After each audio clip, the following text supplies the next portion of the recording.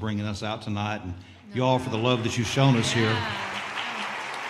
But I've been doing this for a long time. If you remember when Opryland came to town, I worked the first 2 seasons at Opryland USA. They had built Roy Acuff a home out there, and we would always run into Roy out on the sidewalks there, and I don't remember what my first conversation with him was about, but I do remember that one day I told him about a hobby that I had of collecting memorabilia from all the stars I was meeting at Opryland. And we went our separate ways. A few days later, there came an announcement over the Opryland intercom, said, "Jim Bowman, please report to the employees' cafeteria." So I headed over there not knowing if I'd done something wrong, if I was in trouble or what. But when I got to the front door, the lady said, "There's some people back there in the corner waiting to see you." So I went back there, and there was Roy Acuff, Bashful Brother Oswald, and Charlie Collins, the Smoky Mountain Boys. And Roy said, "Sit down, son, I'm going to buy your lunch." Now think about a young man who's in Nashville trying to make it in the music business, and the king of country music is buying my lunch. So we ate, made small talk, and when we got finished, he reached into his pocket and he pulled out a yo-yo. And he said, "I was thinking about that memorabilia collection of yours." He said, "I was thinking of something I could give you, and I wanted to give you this." And he said, "I've used this several times on the stage of the Opry, so it's something for you to put in your collection." And when I reached to get it, he said, "I gave Dick Nixon one of those when he came to the White House to the Opry to play." So that made it, that much better.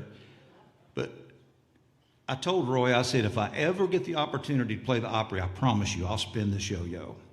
That hasn't happened yet, but it's still on my bucket list. There you go. A lot of years later, I walked into my living room one day and turned on the morning news, and the first thing I heard was the king of country music passed away last night of congestive heart failure.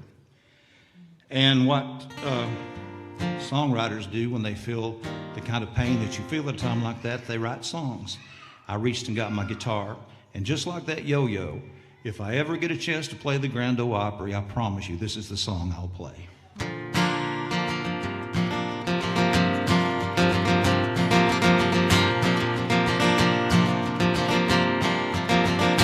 That old train came to get him on a Monday in November. Wabash Cannonball had to make one final run. The king of country music was going to hillbilly heaven. She was smoking in all her glory as she rode on past the sun. My daddy took me one time to see the Grand Ole Opry. I'll never forget that feeling when Mr. Acuff took the stage. With that fiddle in his hand, I could tell that he was royalty. The king of country music was writing history, another page. He'd sing those mountain songs like the great speckled bird. Wreck on the highway, Lord. All over this great land, radios were tuning in. It was Saturday night in Nashville, we could tell when we heard him. The king of country music was on his throne again. For over 40 years, he reigned in all his glory. A friend to country music, he lived his life through those songs. Now the folks down at the Opry will carry on your tradition.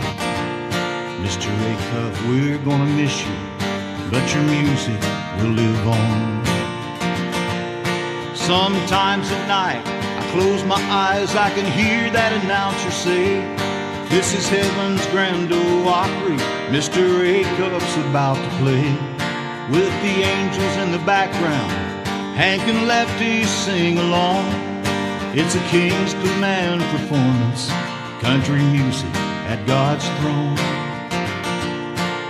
The king of country music has found the light, and now he's home. That old train came to get him on a Monday in November. The Wabash Cannonball had to make one final run. The king of country music was going to hillbilly heaven. She was smoking in all her glory as she rode on past the sun. That old train came to get him on a Monday